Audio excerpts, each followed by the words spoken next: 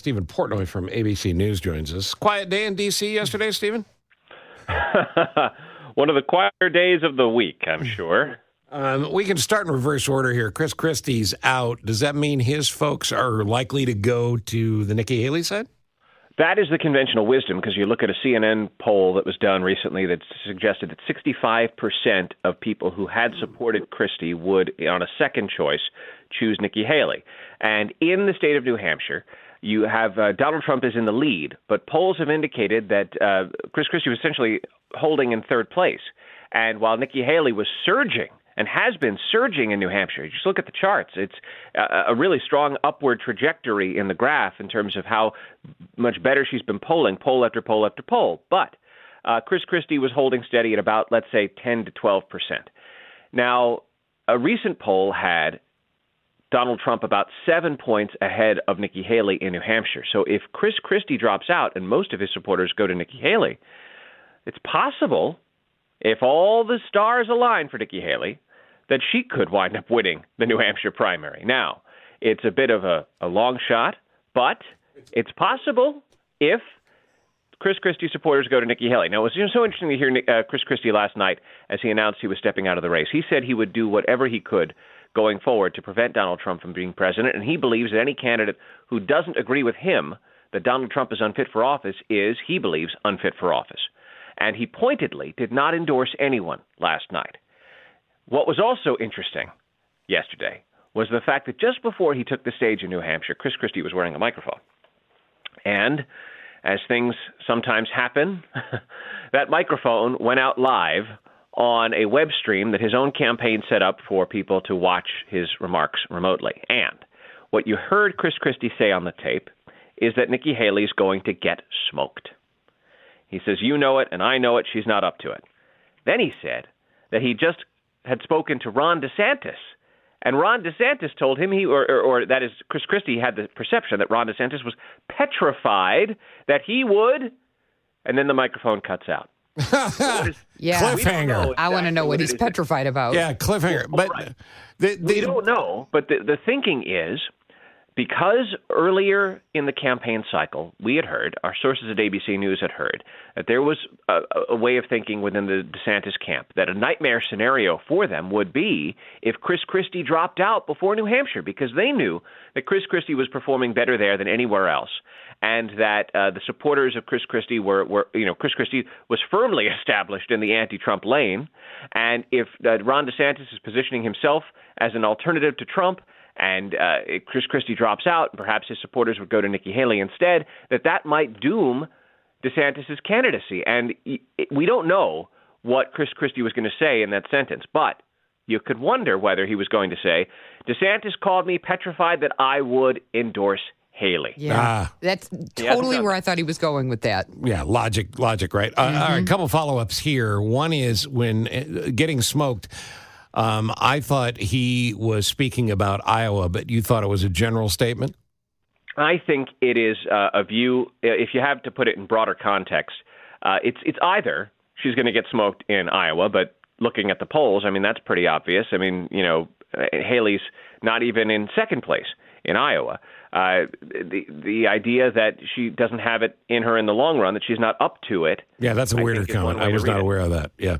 And then the other piece is Christie's already on the ballot in New Hampshire. New Hampshire famous for independent thinkers and involved politicos. Does that matter that he's going to be on the ballot anyway? I mean, oftentimes when a candidate drops out and remains on the ballot, you see their support drop off. So I don't know that people will vote for Chris Christie just for the heck of it.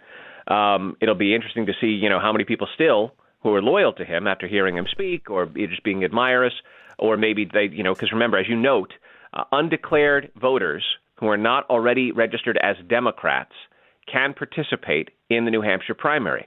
In fact, if you are not declared with a party, you simply go into the ballot polling place, pick up a Republican ballot, and before you leave, you can then unaffiliate with the Republican Party. So the idea is that maybe there'll be some mischief there. I mean, look, New Hampshire has a highly educated population, right? Close to half of its voting population has college degrees, and that's outside the national average. It is a libertarian thinking state, It is a New England state, obviously. And so you have a lot of people there who perhaps might not be Trump fans, and independent-minded, maybe even liberal-minded people will want to take part in this primary because it's the only game in town.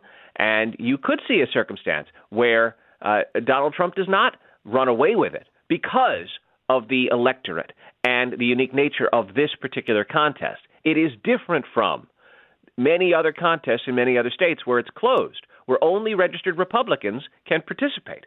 And if you look at polling of Republicans, well, it's not very much a close contest. Donald Trump is the favored candidate of most Republicans in polls. And if that holds true, well, then a lot of this attention is being focused on two candidates who, that is Nikki Haley and Chris Christie, Nikki Haley and Ron DeSantis, who very much want to be the Republican nominee, but probably won't be. Do you see, I know you said that we all heard yesterday Christie's not going to support a candidate immediately. I'm sure as time goes on, he will. Do you see him supporting Nikki Haley? And if so, do you see them teaming up or pairing up at any point? I don't know the answer to that. One X factor this year is the idea of some sort of third-party alternative where this group, No Labels, has sort of been waiting in the wings to see who the nominees might be, and if they've secured enough ballot access in enough states that maybe they might put their own ticket forward. So the idea that Chris Christie is going to choose, someone who's running against Trump in the Republican lane, I don't know. We'll see. It's Steven Portnoy. We got 30 seconds here, not enough to cover this, but the Republicans demanded that Hunter Biden come to Congress and testify. He said, okay, but I'm going to do it in public.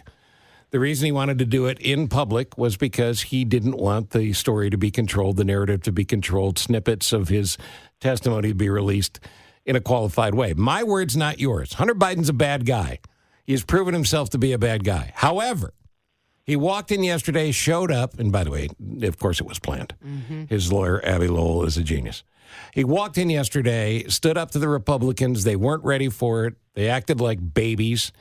And he walked out when Marjorie Taylor Greene started her rant, when they had an opportunity to question him right there. What is the feeling in D.C., in short order, if you would, as to the response to that? Does that change any level of the game? I think Republicans called it a stunt. I think that it was a spectacle. I don't think it's going to affect the outcome here. Republicans are going to hold Hunter Biden in contempt. It's Steven Portnoy. When you ask him, he delivers. That's right. Well done by you. Most people, you say short, and they go 90 seconds. Good job, Steven. Come on, I've got another call. I got to go. Oh, well, get off my See show, you, then. Steven. See you later. There you go, Steven Portnoy. There he goes. ABC News. It's just, listen, it's what I started out with yesterday. If you believe in a true Republican agenda, if you believe in a true conservative candidate, you have other choices than these people who are embarrassing the Republican Party again and again and again and again. If I have to talk to you and you show up, then it's on me to talk to you. Yeah. I don't understand how that's even confusing to anyone. I agree. 616. Well, how likely, if Christie did at some point come out and throw his support to Haley, she now gleans all of his supporters. Right. She becomes a nominee. He becomes number 2 on the ticket? I don't think he could be a VP. No? No. I bet but if she offered, I bet he'd accept. Well, possibly, but he's got a lot of baggage, and also, is he ever given anybody the impression he doesn't want to be the guy in charge? Well, no. He wants to be that guy. Yeah, so I think that could be difficult. Okay. Though you do have an interesting south-north thing going on there if he were to come in.